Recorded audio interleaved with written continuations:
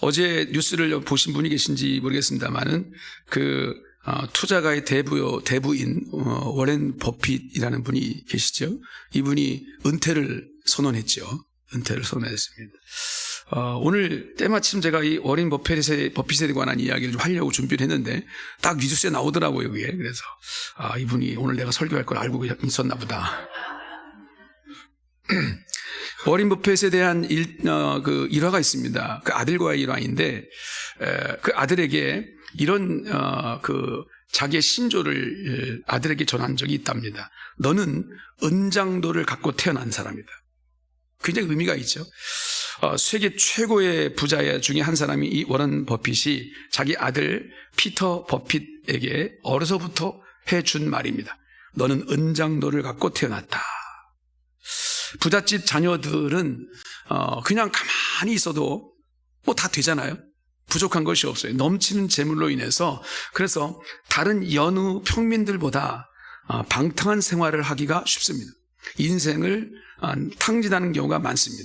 이것을 예방하기 위해서 이 아버지 워렌 버핏이 자녀들이 어릴 때부터 많은 그런 노력을 기울였다는 것입니다. 돈이 되는 일보다 너의 가슴을 뛰게 하는 일을 찾아라. 이것에 대한 교훈입니다. 그래서 그를 가르치면서 자식을 키웠는데 그 덕분에 이 아들 피터 버핏이 스탠포드 대학을 다니다가, 그 스탠포드는 명문 아니겠습니까? 그런데 그 학교를 다니다가 이 피터 버핏이 자기가 하는 정말 가슴을 뛰게 하는 일이 뭘까 찾은 거예요. 음악인 거예요. 그게. 음악을 하기 위해서 대학을 중퇴해버렸어요. 새로운 삶을 찾겠다. 이 버핏은 아이들이 자신과 같은 금융계에서 일하기를 바랬다 그럽니다. 그런데 그 아들들의 선택을 존중해서 그것을 결정할 수 있도록 도와줬다라는 것입니다. 그래서 아들 피터 버핏은 이런 아버지의 교훈을 받아서 책으로 출판했는데 그 책에 이런 얘기가 써 있습니다. 세상에서 가장 위험한 것이라는 것은 원하는 것을 무엇이든지 가질 수 있는 거다. 이게 제일 위험하다. 자신이 성인이 되는 그 해에 성인식의 기념으로 아버지가 선물로 1억 원을 줬답니다. 1억 원.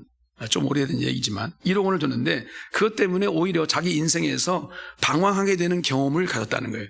1억 원이 있으니까 너무 내 마음대로 써도 되는구나 그래가지고 굉장히 방황했다는 겁니다.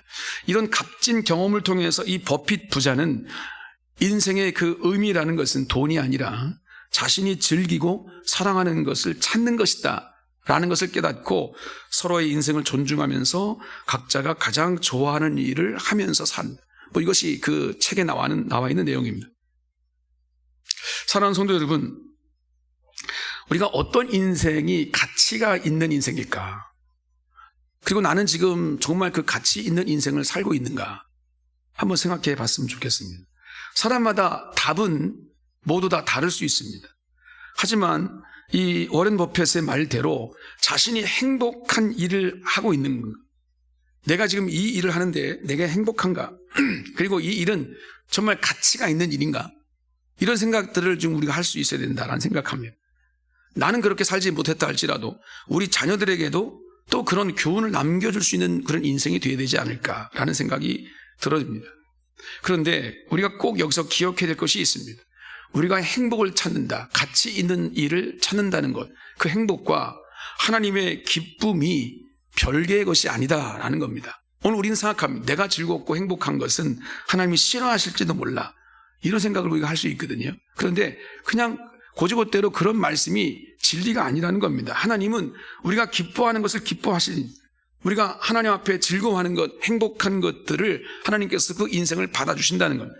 그러니까 오늘 우리도 나도 행복하고 하나님도 영광 받을 수 있는 일이 과연 뭘까라는 것을 찾는 겁니다. 내가 뭘 하든 그 일을 통해서 내가 행복해야 되고 또 그 일이 하나님께 영광이 되는 일이 된다. 여러분, 이것이 우리의 삶이 돼야 되고요. 이것이 우리 자녀들에게 그것을 전수시켜야 할 유산이 돼야 된다라는 겁니다. 자식이 어느 날 내가 뭐 하면 살까요? 라고 물어볼 때 네가 행복하게 할 수 있는 일을 해라. 이건 너무 당연한 거 아니겠습니까? 돈 많이 버는 일을 해라. 의사가 되라. 그렇게 하시겠습니까? 공부는 일도 못하는데 의사가 되라 하면 될 수 있을까요? 그게 아니거든요. 그러면 그 아이들은 스트레스를 받는 거죠. 나는 의사 절대 못 되는데, 돈 많이 벌 수 없는데, 억압받을 수밖에 없어요. 행복하게 하고 가치 있는 일을 하되 그것이 하나님께 영광이 될 수 있는 일인가 라는 것을 우리 마음속에 담고 우리 자녀들에게 그것을 물려줄 수 있어야 된다. 오늘 어린이 주일입니다. 사랑하는 가정의 모든 자녀들을 축복합니다. 할렐루야. 그것이 어린아이이든, 요런 어린아이들 보기가 너무도 힘들잖아요. 그것이 청소년이든 아니면 청년이든 우리 청년들을 축복합니다. 할렐루야. 청년이 살아야, 그렇죠? 나라가 살고 교회가 살고 가정이 삽니다. 우리 자녀들에게 청년들을 축복해 주시기 바랍니다. 그 모든 자녀들에게 하나님의 은혜와 평강이 넘치기를 주의 이름으로 축원을 드립니다. 오늘 어린이 주일이기 때문에 특별히 우리 자녀들을 한번 생각해 보는 시간인데 어떻게 우리 자녀들을 양육하는 것이 옳을까라는 것을 한번 생각해 봤으면 좋겠습니다. 오늘 우리가 읽은 이 본문 에베소서 6장을 한번 쭉 읽어보면 사도 바울이 여러 방면의 이야기를 하고 있습니다. 남편과 아내에 관한 이야기, 부모와 자녀에 관한 이야기, 그리고 종과 상전에 관한 이야기, 그런 관계가 어떠해야 할 것인가라는 것들에 대한 설명이 쭉 나오고 있는데 그중에서 오늘 우리가 읽은 이 본문 한 절은 우리가 자녀를 어떻게 양육시켜야 될 것인가 라는 것에 대한 그 이야기인데 한 절이지만 그 안에 모든 내용이 다 담아져 있습니다. 이 말씀을 근거로 오늘 우리는 성경에 나타난 자녀 양육의 원리가 뭘까라는 것들을 우리는 알 수가 있습니다. 그것을 함께 어떻게 우리 자녀를 양육시켜야 될 것인가. 이미 우리 자녀는 다 커버렸는데요. 내 말 안 듣는데요. 그렇게 생각하지 마시고 우리 자녀들이 우리 자녀만 있는 게 아니라 또 그 후손도 있잖아요. 그렇죠? 얼마든지 우리들이 주변에 있는 사람들을 양육시키는 데 있어서 기준이 될 것 같습니다. 한번 이 말씀을 가지고 세 가지로 함께 은혜를 나눠보고자 합니다. 첫 번째는 우리 자녀들에게 꿈을 가질 수 있도록 양육시켜야 된다. 꿈입니다. 꿈. 성경을 보면서 어떤 자녀가 최고의 자녀일까 한번 생각해 보십시오. 성경에 나와 있는 아버지와 아들, 부모와 자녀와의 관계를 얘기할 수 있을 때 어떤 자녀가 부모에게 효도를 했고 어떤 자녀가 바람직한 자녀일까라는 생각을 해보게 되면 이런 여러 가지 사람들이 떠오릅니다.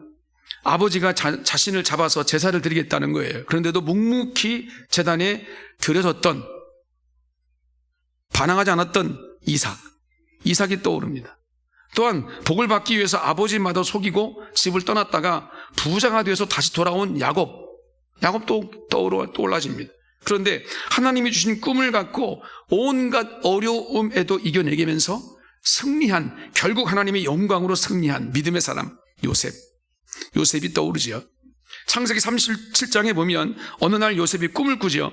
그 내용은 형들의 곡식단이 자기 곡식단을 향해서 절을 하는 꿈이고 또한 11개의 별과 해와 달이 자신을 향해 절을 하는 꿈입니다.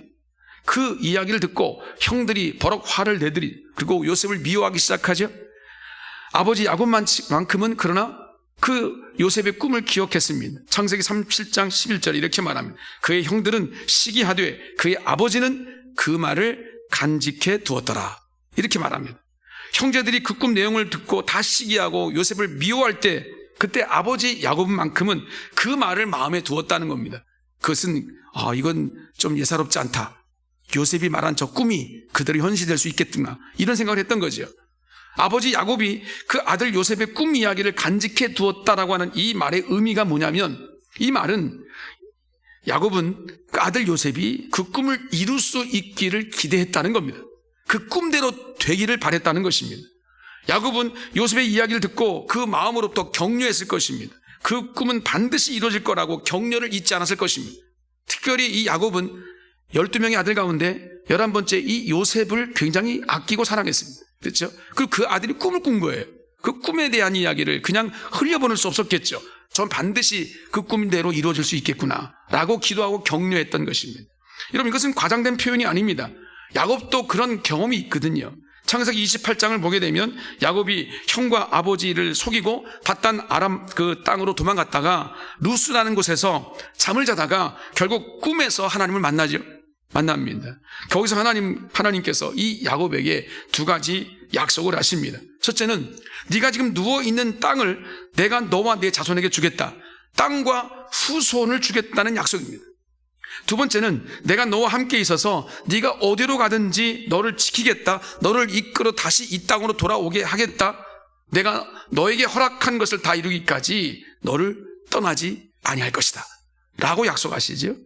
그런데 중요한 것은 이 약속이 이루어졌는가 안 이루어졌는가 라는 겁니다. 성경을 보십시오. 그대로 이루어졌습니다. 야곱은 하나님이 약속하신 것이 이루어진 것을 경험한 사람입니다. 자신의 꿈을 이룬 경험이 있는 거예요.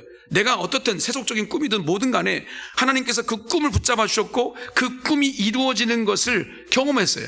그 자신이 경험한 그 토대로 그 꿈을 꾼 그 아들 요셉에게 격려하고 그대로 이루어지기를 기대했다는 것입니다.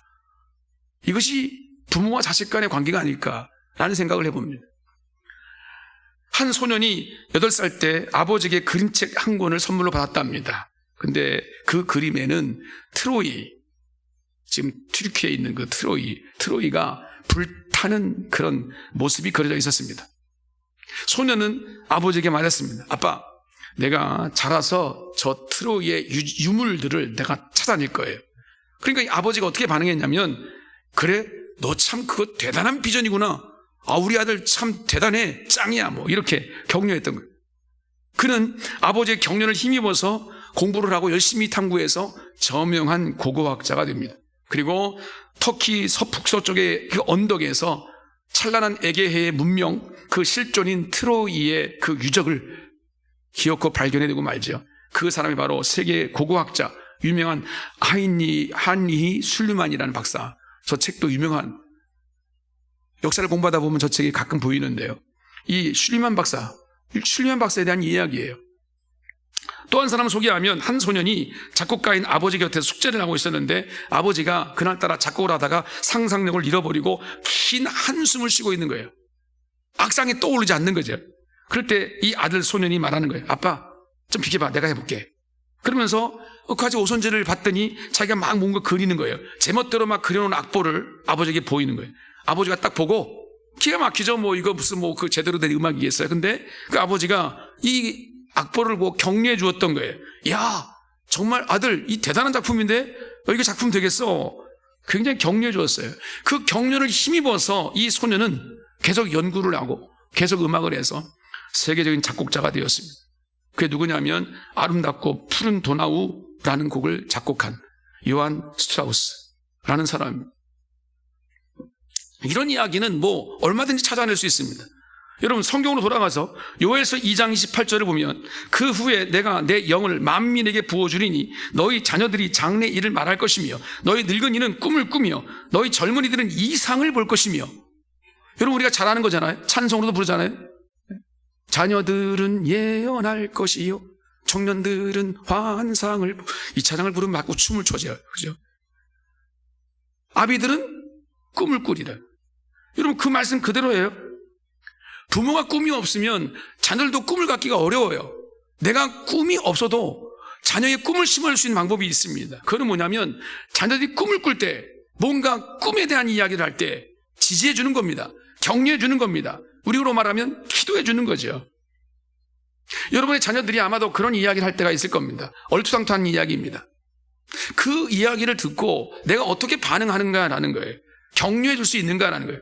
나는 이 아이가 내가 하고 있는 일을 하고 싶은데, 같이 내가 꿈꾸고 있는 일을 같이 하고 싶은데 이 아이가 다른 데에 마음을 둔다 그럴 때 부모들은 대부분 반대합니다. 야, 내가 말한 대로 해. 공부 열심히 해서 이렇게 해.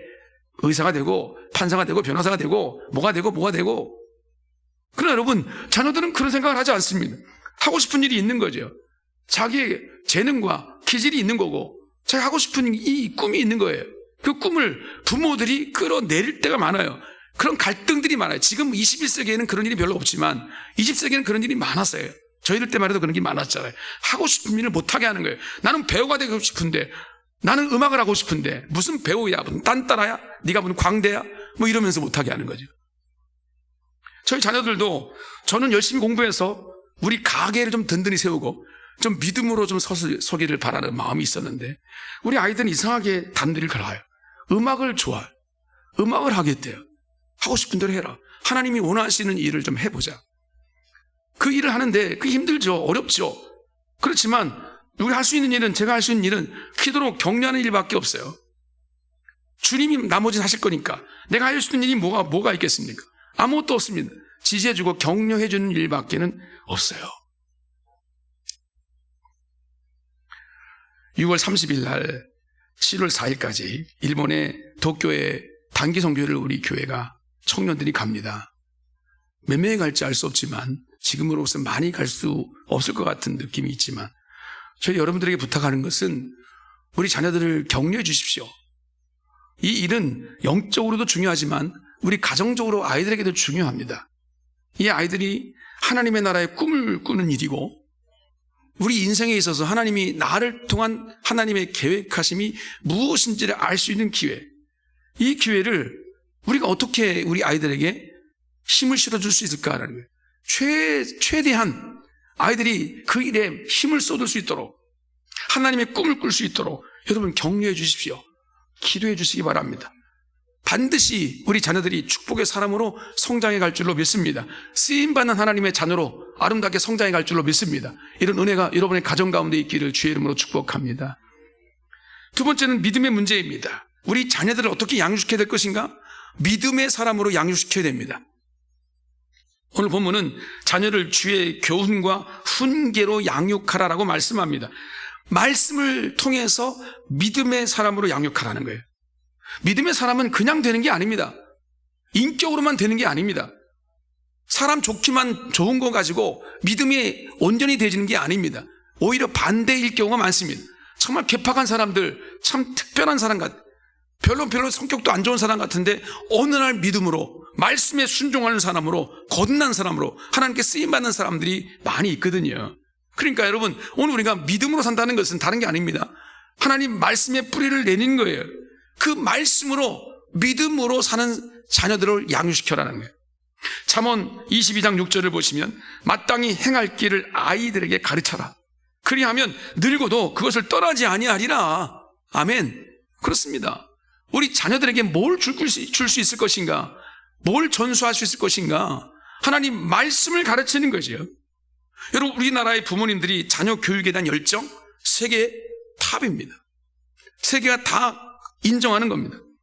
그런데 그만한 교육의 열정과 물량적인 투자가 우리 가운데 있는데 그런데 딱 한 나라만큼 우리가 이기지 못합니다. 이스라엘 나라의 부모에 대한 유대인들의 부모에 대한 자녀들의 열정, 여러분 그것은 우리가 참 따라가기 어려워요. 왜냐하면 자녀 교육법이 탁월하기 때문입니다. 유대인들의 인구 좀 10년 된 자료를 제가 찾았는데 유대인들의 인구가 전 세계에 약 1,500만 명 정도 됩니다. 별로 많지도 않아요. 그런데 지금까지 유대인들이 노벨상 수상자 가운데 3분의 1이 유대인입니다. 미국의 재벌가의 한 23%가 유대인이라고 그러고요. 뉴욕의 중고등학교 교사가 한 50%가 유대인. 미국 법조인 가운데 약 20%가 유대인. 미국 상하원 전체 535명 중에 35명이 유대인. 미국 대학 교수 중에 약 25%, 30%가 유대인이에요. 프린스턴 대학, 하버드 대학, UCLA 대학, 법대 교수들, 의대 교수들, 그런 모든 사람들이 50%가 가까이 유대인들이에요. 여러분, 유대인이 500명 이상 모여 사는 나라가 전 세계 70개 정도 나라라고 그러는데, 그 중에서 가장 많이 사는 나라가 미국입니다. 유대인들이 많이 모여 사는 나라가 미국인데, 미국 인구로 전체로 볼 때 3%도 안 되는 600만 정도가 미국에 살아요. 그런데 그들은 월스트리트가, 그러니까 월가라고 흔히 말하는 이 돈줄을 잡고 있는 사람 다 유대인들이에요. 세계 저널리즘의 핵심에 있는 뉴욕 타임즈, 워싱턴 포스트지, 텔레비전의 MBC, CBS 등 이 네트워크가 다 유대인들의 몫입니다. 미국의 원자력 개발, 유대인들이 독점하고 있고요. 나사의 과학자들 과반이 다 유대인들입니다. 맨하탄의 빌딩의 주인이 40%가 유대인이라고 그래요. 전 미국의 변호사 20%가 유대인이고 뉴욕의 시의 의사의 과반수가 유대인들이래요. 도대체 어떻게 이렇게 가능할까 이게? 이런 얘기를 제가 한번 한 적이 있어요. 유대인들의 이 월등한 탁월한 교육법. 여러분 그들을 한번 역사적으로 한번 돌아보면 2000여 년 동안에 갖은 학대와 고난을 당했습니다. 흩어져 살았습니다. 이렇게 뛰어난 민족이 될 수 있었던 것이 어떤 이유일까? 그들의 자녀 교육에 있었습니다. 스탠포드 대학 심리학자인 젠슨 박사가 유대 민족의 지적 능력을 연구해 봤는데 다른 민족에 비해서 월등하지 않다는 거예요. 월등하지 않다는 겁니다. 그렇게 우수한 민족이 아니라는 거죠. 그런데 어떻게 그런 이 유대인들이 전 세계를 주름잡는가라는, 그런 신앙이 바로 그 성경의 비결이다라고 결론을 맺었어요. 우리가 살아가면서 지적인 능력, 지력이라고 그러죠. 우리의 심적인 능력, 심력, 그 다음에 우리의 체력, 지력, 심력, 체력, 이 모든 걸 다 중요시합니다만 그 중에 다른 민족에 비해서 유대인들이 뭐가 강하냐면 심력이 강하다는 거예요. 이 심력이. 그러니까 이 뇌 속에 있는 정의적인 부분이 다른 민족보다 뛰어나다는 겁니다. 자아 개념이 강하고요, 집중력이 탁월하고요, 고난에 대한 이해력이 뛰어나다는 것입니다. 그러니까 2000여 년 동안 나라 없이 살아서도 어려서부터 13살까지 정의적인 영역, 감정의 영역, 의지의 영역, 이 모든 것들을 교육시키는 그 모든 자녀 교육이 탁월하다는 겁니다. 신앙을 통한 의지력, 또한 사명, 또한 가슴을 끓는 열정, 이 모든 것들이 자녀 교육을 통해서 이미 성인 되기 전에 다 함량이 되어 온다는 거죠. 여러분, 그들이 수많은 고난 속에서도 신앙을 지킬 수 있었던 그 원리가 뭘까? 독특한 원리, 우리 알고 있죠? 유대인들의 독특한 교육 원리는 신명기 6장 4절부터 9절까지의 이 내용입니다. 흔히 말하는 쉐마 교육입니다.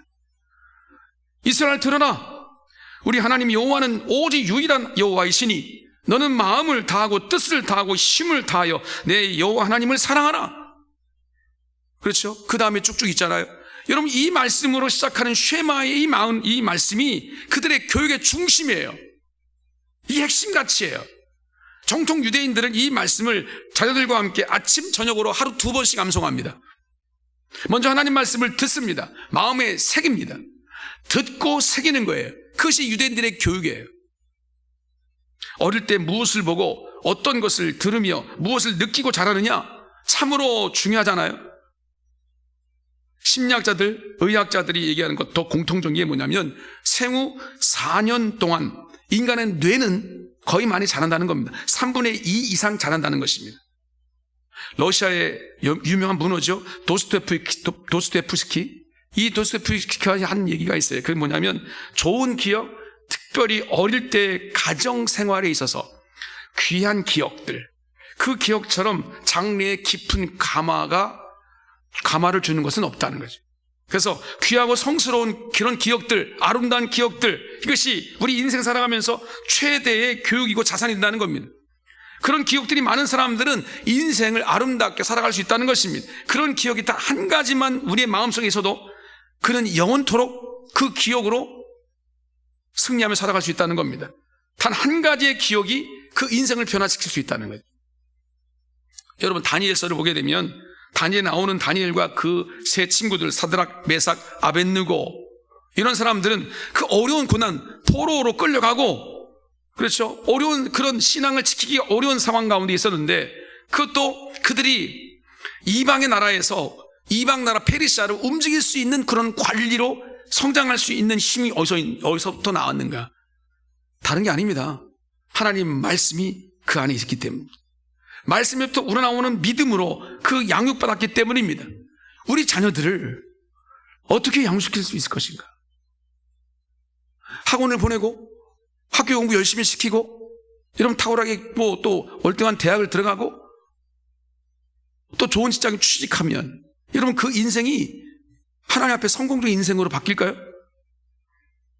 모르겠습니다. 이 세상 것은 조금 더 취할 수 있는 가능성이 많겠습니다만, 그러나 여러분, 하나님 편에서 볼 때는 그게 아무것도 아니에요, 이거예요.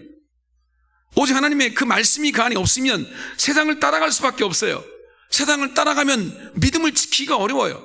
하나님 말씀으로 살아가기가 어렵지요. 그러면 여러분, 공부를 잘한다고 다 되는 게 아니란 말이죠. 재능과 기능이 탁월하다고 다 되는 게 아니란 말이지요. 비록 그것이 연약하다 할지라도 오직 말씀으로 양육받는 그 능력과 힘으로 주님과 함께 동행하고 믿음으로 승리하는 우리 자녀들이 될 줄로 믿습니다. 우리 자녀들을 그렇게 키워야 됩니다. 말씀으로 양육시켜야 됩니다.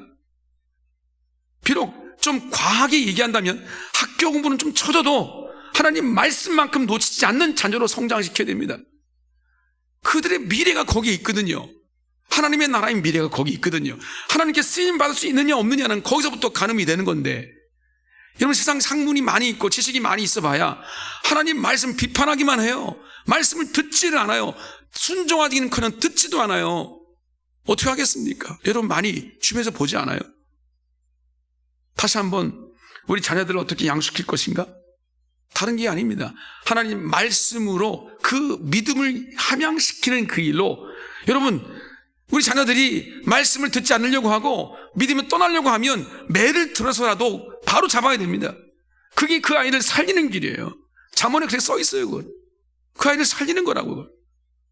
다시 한번 우리의 삶에, 우리 가정에, 우리 자녀들, 후손들에게 다른 것 주는 것이 아니라 우리 말씀으로 믿음을 양육시키는 그 일에 최선을 다하는 우리 가정 되시기를 주의 이름으로 축복합니다. 반드시 그 자녀를 하나님께서 붙으실 줄로 믿습니다. 반드시 하나님이 영광 받으실 줄로 믿습니다. 마지막 세 번째는 고난을 이기는 사람으로 우리는 양육시켜야 됩니다. 믿음의 사람들을 성경을 통해서 보게 되면 공통적인 특징이 있습니다. 그것은 믿음으로 고난을 이긴 사람들이다. 고난 앞에서 믿음을 가지고 나간 사람들이에요. 성경에 쓰여있는 모든 인물들이 다 그렇습니다. 하나의 대표적인 인물을 하나 예를 들면, 성경의 인물 중에 마가라는 사람이 있죠.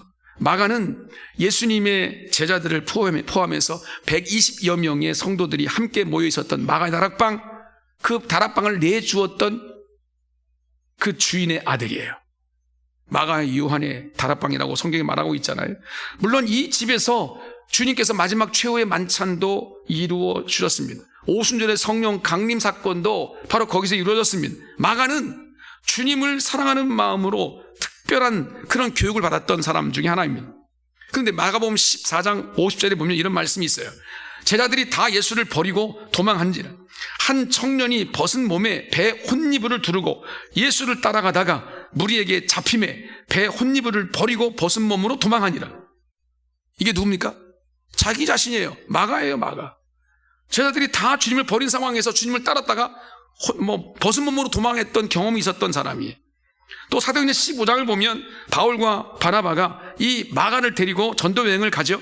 근데 그 문제로 제2차 전도 여행을 할 때 이 마가 때문에 의견이 갈립니다. 다투었다고 성경에 기록되어 있어요. 그 이유는 마가가 바울과 바나바와 함께 전도 여행을 갔는데 밤빌리아라고 하는 곳에서 집으로 혼자 도망가 버렸어요.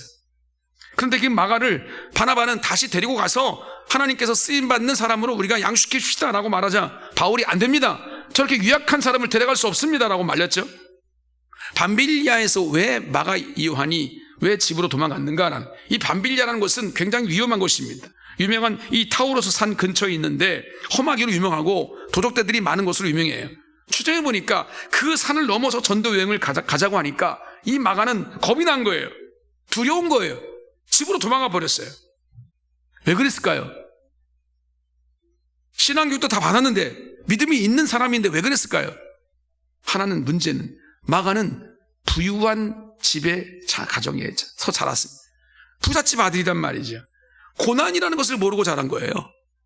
그래서 주님을 따르기는 따르는데 전도는 해야 되긴 하겠는데, 그래서 전도 여행까지 왔는데 여러분 그 고난을 이겨내기 너무 힘들었던 거예요. 도망간 겁니다. 어려움을 잘 이겨내지 못했던 사람 중에 하나.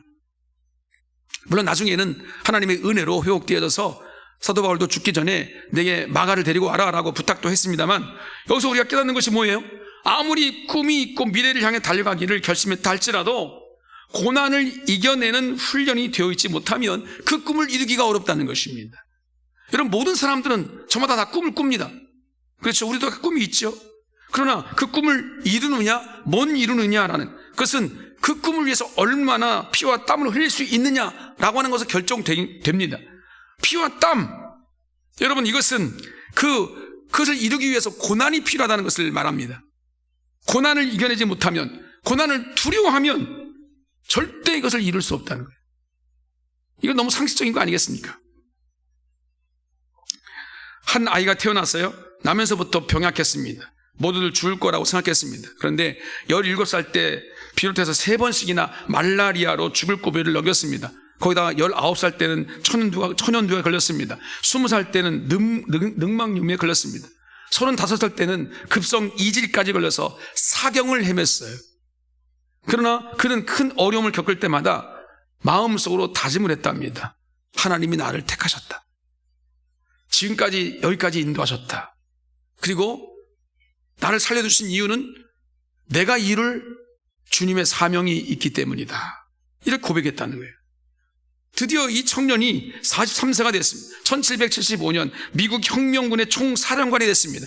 독립군을 지휘했습니다. 결국은 승리로 이끌었습니다. 그리고 그는 12년 뒤에 대통령이 되었습니다. 조지 워싱턴에 관한 이야기인데, 고난당할 때 한없이 힘들죠. 어렵습니다. 그런데 그 고난을 이기지 못하면 하나님께서 오늘 우리를 쓰실 수가 없어요. 그렇습니다. 성경은 다분히 고난에 관한 이야기예요. 우리 자녀들을 키울 때 어떻게 키워야 되는가? 고난이라는 것을 주제로, 이 고난을 어떻게 감당할 수 있는 아이로 성장시킬 수 있을 것인가가 오늘 우리 부모들의 마음이 있어야 됩니다. 조그만 어려움이 있으면 다 모든 것들을 다 공급해 주려고 하죠. 마마족, 헬리콥터족, 또 캥거루족, 신조어들이 생긴 이유가 뭐겠어요? 부모들이 다 해주는 거예요. 다. 그러니까 아이들이, 요즘 아이들은 고난이라는 걸 몰라요. 고난? 그게 뭐예요? 이렇게 생각한단 말이죠. 여러분, 그런데 성경과 우리 인류의 역사가 증명해 주는 게 뭡니까? 고난은 우리 자녀를 성숙하게 만드는 도구다는. 그렇기 때문에 우리 자녀가 고난과 어려움을 당하면 그 일을 간섭하지 말고 그냥 방치하는 게 아니라 격려하며 지지하면서 그 어려움을 이겨낼 수 있도록 여러분 격려해주고 기도해주고 축복해주는 거죠. 이것이 바로 자녀를 양육시키는 방법입니다. 21세기 한국 사회 속에서 경제하는 우리 자녀들, 여러분의 자녀들, 여러분들 후손들을 바라볼 때 어떠한 마음이 드십니까? 짠하잖아요. 안쓰럽잖아요. 아유, 어떡하냐. 탄식이 나오잖아요. 앞으로 어떻게 살 거냐 이런 생각이 들죠. 근데 여러분, 할 수만 있다면 내가 대신 짐을 져주고 싶죠. 그게 부모의 마음이고 또 나름대로 그 자식들을 사랑하는 사람들의 마음 아니겠어요? 그렇다면 우리가 그 대신 짐을 져줄 수는 없어요. 그래서도 안 되고 할 수 있는 일이 있습니다. 그들의 미래를 위해서, 그들의 믿음과 승리의 삶을 위해서 두 손을 모으는 겁니다. 무릎을 꿇는 겁니다. 눈물을 흘리는 겁니다. 이것이 우리 부모 세대가 해야 할 일이죠.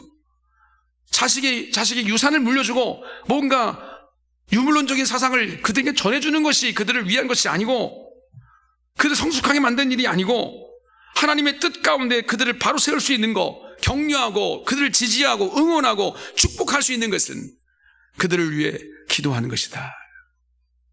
히브리서 10장 24절에 이렇게 말합니다. 서로 돌아보아 사랑과 선행으로 격려하라. 자녀도 예외가 아닙니다. 자녀를 양육하되 무엇을 남기고 주려는 것보다 먼저 그들을 위해서 모두 기도해 주십시오.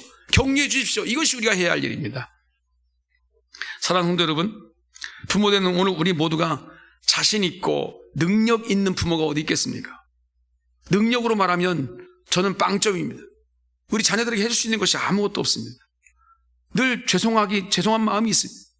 부족하기 그지 없어요. 그렇지만 오늘 우리가 할 수 있는 일이 있습니다. 그 아이들을 위해서 격려하고 기도하고 그 일을 쉬지 않는 것입니다. 이것이 우리가 존재하는 부모로서 앞에 먼저 인생을 산 사람으로서 해야 할 일입니다. 오늘 여러분 주보를 보시면 주의 목회 나눔에 제가 자녀를 위한 기도를 썼는데 거기에 맨 밑에 사진 하나 있죠. 제가 그 사진을 정말 좋아합니다. 제가 그 사진을 여러 번 주보에 내 보였는데 이제 여러분들이 아실 거예요. 아마 좀 공감하시는 분들이 있을 겁니다. 우리 아이를 키울 때 내가 이렇게 업어서 추우나 더우나 눈이 오나 비가 오나, 그렇죠? 그 아이를 놓고 기도했는데, 그래서 오늘 저희가 여기 있습니다. 오늘 우리들이 여기 있어요. 그 어머니의 기도, 눈물의 기도, 부모의 기도가 있었기 때문에 오늘 여기 있는 거 아니겠어요? 근데 오늘 우리들은 도대체 왜 그 기도를 하지 않는 겁니까? 왜 그 아이들을 품고 주님 앞으로 나가지 않는 것입니까? 돈이 있으면 되겠습니까? 지식만 있으면 되겠어요? 그래서 이 사회가 이 모양 이 꼴입니까? 아니란 말이죠. 기독교가 왜 이렇게 침체에 빠지고 있습니까? 이런 우리들의 문제라는 거, 우리의 문제, 그것은 뭡니까? 그 사진이 말해주고 있습니다. 이 시대에 그런 부모가 있었기 때문에 하나님께서 이 민족을 사랑하신 거예요. 축복하신 거예요. 그 기도를 응답해 주셔서 세계에 그래도 유수한 민족들과 어깨를 나란할 수 있는 그런 민족으로 세우신 거 아니겠습니까? 근데 제가 목회자이기 때문에 여러분을 다 알지 못하지만 알 수 있는 게 있습니다. 요즘 부모들이 기도를 하지 않습니다. 자녀를 위해서 기도하지 않아요. 기도하는 것 대신에 내가 열심히 돈을 벌어서 그 아이들 귀를 대주는 것이 그들을 응원하고 그들을 지지하는 것이라고만 생각합니다. 그게 아니라는 것입니다. 여러분들이 그걸 좀 덜하더라도 여러분들을 그 자녀를 놓고 눈물 흘리고 기도하고 하나님께 애걸복걸하고 하나님 살려달라고, 저 아이들을 축복해달라고, 저 아이들 하나님의 뜻대로 살게 해달라고, 믿음으로 살게 해달라고. 여러분, 이것이 우리가 해야 할 일입니다. 꿈을 위해 믿음으로 살기 위해서 어려움을 이겨낼 수 있는 우리 자녀가 되게 해달라고 여러분 기도하시고 격려해 주시길 바랍니다. 반드시 하나님의, 오늘 우리 부모의 기도를 하나님께서 간과하지 않으실 것입니다. 반드시 들으실 것입니다. 반드시 성취해 주실 줄로 믿습니다. 그래서 그들의 인생이 행복해지고 하나님의 뜻 앞에 사용되어지고 이 나라 민족뿐만 아니라 하나님의 열방까지 하나님의 나라에 쓰임받는 우리 자녀들로 성장할 줄로 믿습니다. 이런 은혜가 여러분 가정 가운데 충만하게 임하기를 주님의 이름으로 축복합니다.